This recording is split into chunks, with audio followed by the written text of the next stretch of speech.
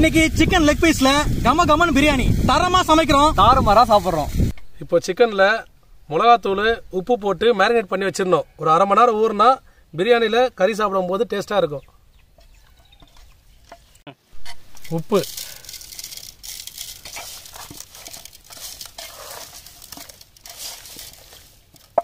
தயிர்,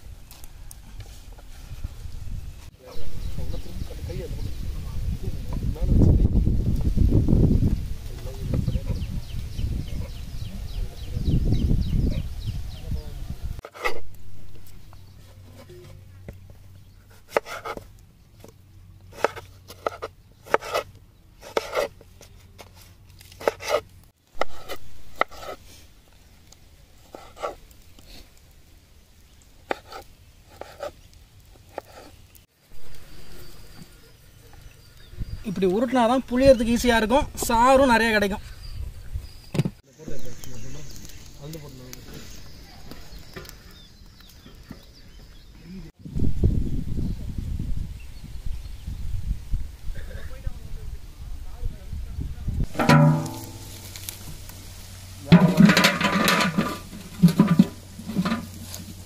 நெய்,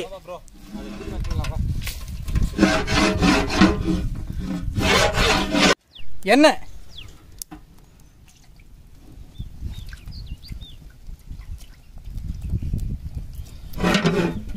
இது மராட்டி மூக்கு, ஜாபத்ரி, ஏலக்காய், பட்டை, பிரிஞ்சி இலை, அன்னாசிப்பூ, லவங்கம். ஸோ இதெல்லாம் தான் வந்து பிரியாணி செய்கிறதுக்கு தேவையான அந்த மூலப்பொருள்லாம் மசாலாக்கு. ஸோ எல்லாரும் பிரியாணி செய்கிறதா இருந்தால் இதெல்லாம் கண்டிப்பாக யூஸ் பண்ணிட்டுங்க. எண்ணெய் நல்லா காஞ்சிருச்சு. இந்த பட்டை வகைராலாம் வந்து பார்த்தீங்கன்னா இப்போ எண்ணெயில் போட போகிறோம்.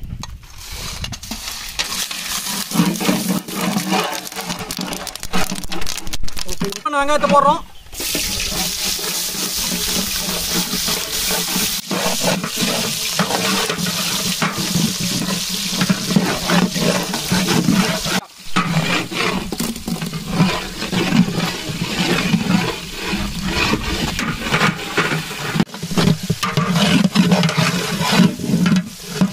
உப்பு,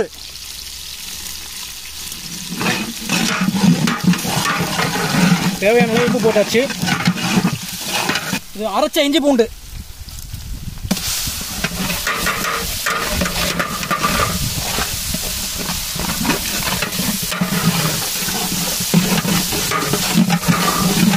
அந்த லெக் பீஸ் இதில் போட போறோம்.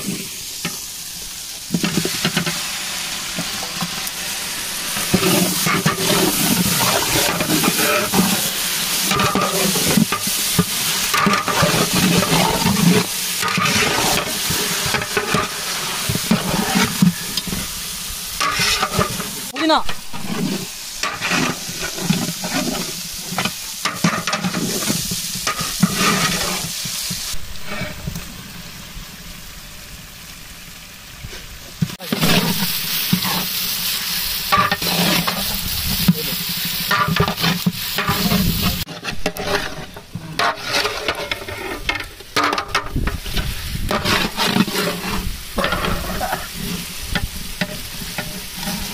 தக்காளி,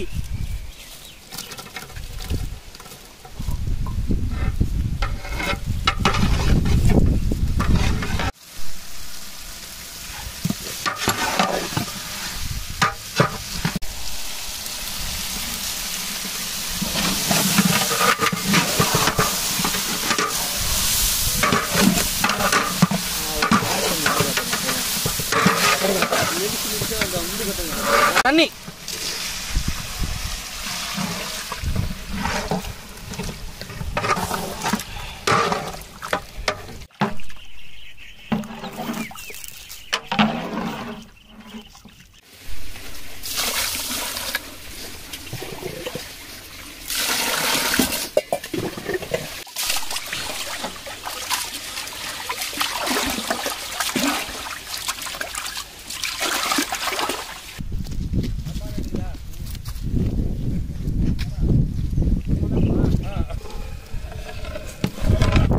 ஊற வச்ச அரிசியா இதில் கொட்டியாச்சு. தயிர் கொட்டி விட்டு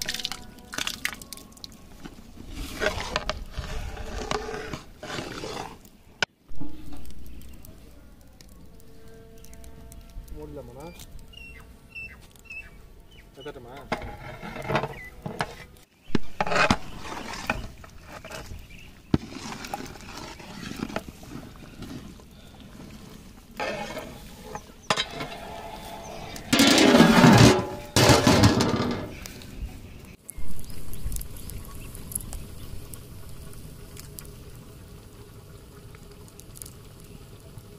எலுமிச்சை சாறு ஊற்றும் போது சாப்பாடு ஒன்னோட ஒன்று ஒட்டாமல் இருக்கிறதுக்காக தான் யூஸ் பண்ணுறது. அரிசி ஒரு 60% 70% வெந்துருச்சு. இப்போ தம் போடுறதுக்கு ரெடி ஆயிடுச்சு. புதினா வடிவில் ஒரு 10 சொல்லுவார், மழை சாரல் மாதிரி தூவி விட்டு பொத்துன ஆப்பில் அப்படி ஒரு பரட்டு, பொத்துன ஆப்பில் இப்படி ஒரு பரட்டு. கொத்தமல்லி,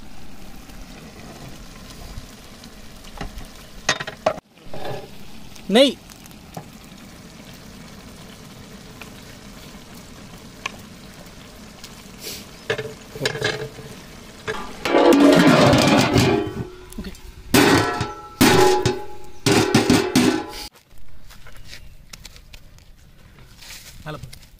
மேலே போடுறது கட்டி பார்த்து பார்த்து பொறுமை பொறுமை.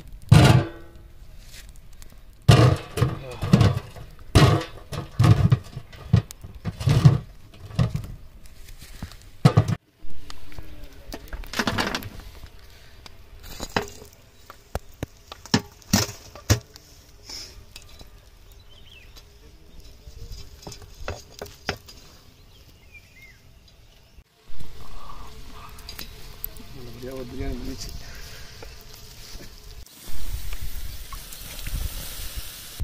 பிரியாணிக்கு தயிர் பச்சடிக்காக ரெடி பண்ணிட்டு இருக்கோம்.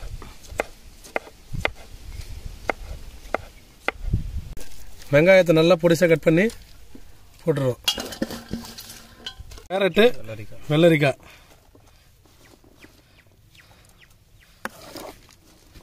பச்சை மிளகாய்,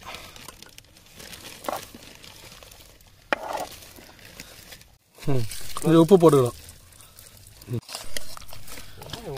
போன கால்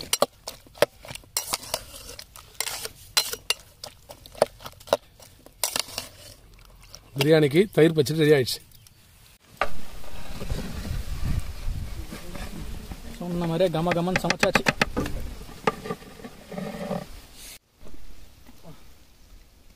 செம்மையாக ரெடி ஆச்சுப்பா.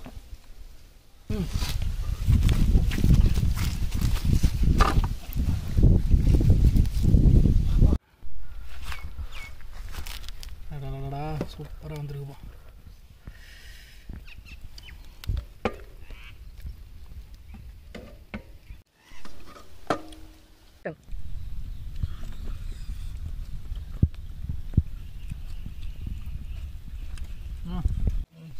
லெக் பீஸ் பிரியாணி அருமையாக இருக்கு. முக்கியமாக கறி சூப்பராக வந்திருக்கு. கம கமன் மசாலாலாம் போட்டு செமையாக இருக்குங்க.